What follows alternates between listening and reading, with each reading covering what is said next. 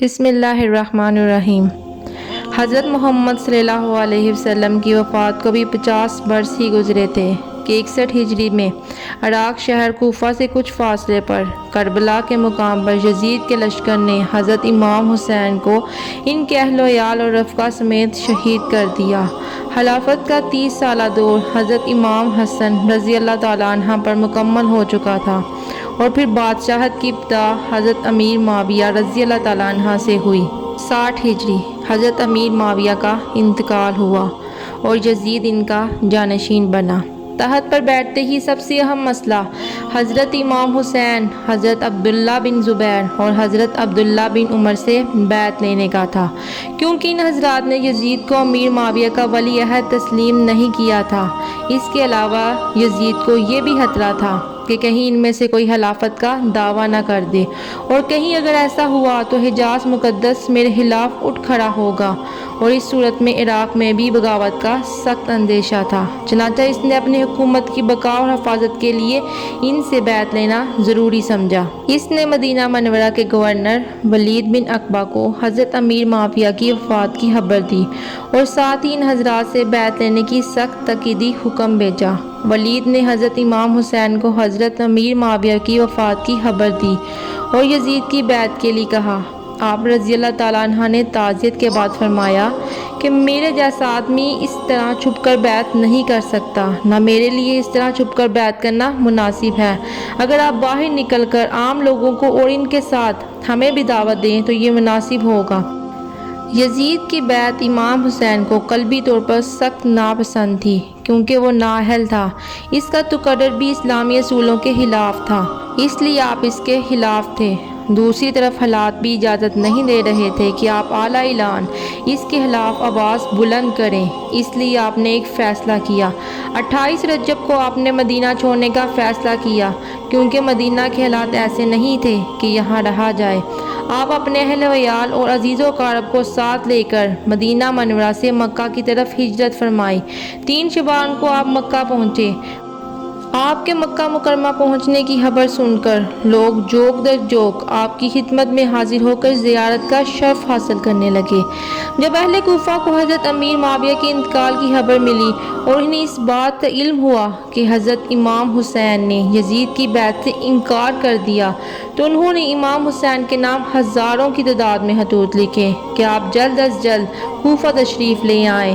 مسند خلافت آپ کے لیے خالی ہے، ہمارے اموال، ہماری گردنیں آپ کے لیے حاضر ہیں، سب کے سب آپ کے منتظر ہیں۔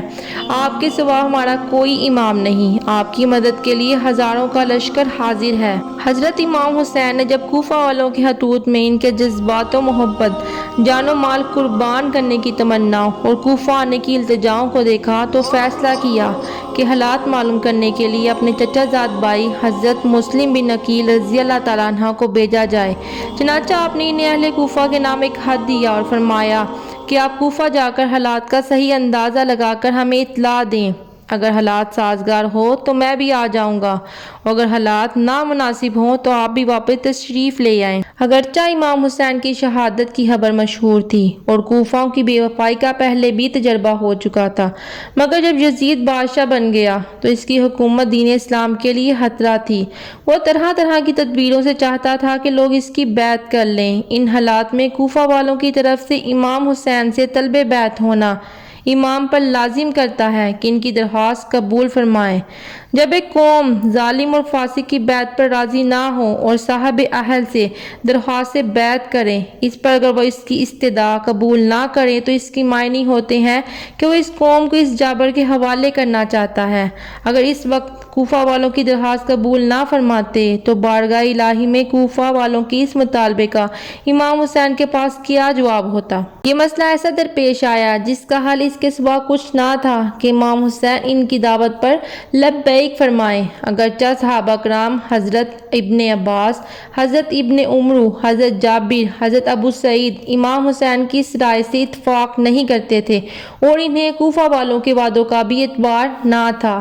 امام حسین سے بے پناہ محبت اور امام حسین کی شہادت کی شہرت ان سب کے دلوں میں شک پیدا کر رہی تھی، مگر یہ یقین کرنے کی کوئی وجہ نہ تھی کہ شہادت کا یہی وقت ہے۔ یا اس سفر میں ایسا مسئلہ درپیش ہو سکتا ہے۔ بہرحال حضرت مسلم بن عقیل نے اہل کوفہ کی بے پناہ محبت و عقیدت کو دیکھ کر امام حسین کی خدمت میں خط لکھ کر بھیجا کہ ہزاروں افراد نے میرے ہاتھ پر بیعت کر لی ہے اور سب لوگ آپ کی تشریف آوری کے منتظر ہیں۔ امام حسین نے اس اطلاع کے بعد کوفہ جانے کا عزم کر لیا اور ادھر کوفہ میں جو فساد برپا ہو چکا تھا اس کی آپ کو اطلاع نہ ہوئی۔ ان دنوں حج کے دن تھے، سب حج کی تیاری کر رہے تھے، امام حسین بھی حج کی تیاری کر رہے تھے۔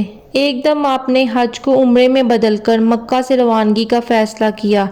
حج کو مکمل ہونے میں ابھی 2 دن تھے، آپ نے حج کو عمرے میں تبدیل کیا کیونکہ حاجیوں کے لباس میں فوج کے سپاہی آئے ہوئے تھے۔ امام حسین نہیں چاہتے تھے کہ خانہ کعبہ میں کوئی ایسی صورتحال پیش ہو۔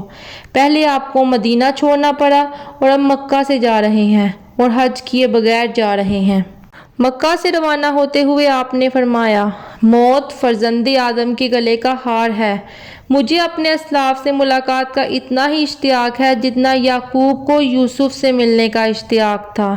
میں کل صبح روانہ ہو جاؤں گا۔ امام حسین 3 ذی الحج کو اپنے اہل بیت کے ہمراہ کل 82 افراد کو لے کر عراق کی طرف بڑھے۔ راستے میں امام حسین کو کوفہ والوں کی بدعہدی اور حضرت مسلم بن عقیل کی شہادت کی خبر ملی۔ اس پر سب افراد کی رائے مختلف تھی۔ ایک بار آپ نے بھی واپسی کا ارادہ کیا، لیکن بہت گفتگو کے بعد یہی طے پایا کہ سفر جاری رکھا جائے اور واپسی کا خیال ترک کر دیا جائے۔ امام حسین نے بھی اس رائے سے اتفاق کیا اور قافلہ آگے چل دیا۔